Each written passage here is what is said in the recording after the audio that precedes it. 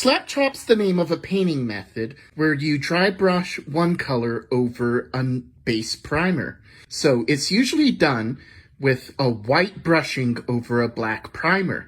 However, this art of dry brushing can be done for any paint combination over any base primer.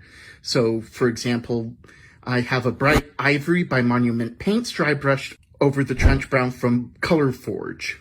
The reason you do it is so that when you apply subsequent layers over the paint, you get better definition and highlights based on how the light naturally interacts with the model. So we can see that I've started this fella right here with one layer of a yellow. We can see that it's hit the natural recesses of the model. It's hitting the bright ivory spots while only shading the brown primer a little bit.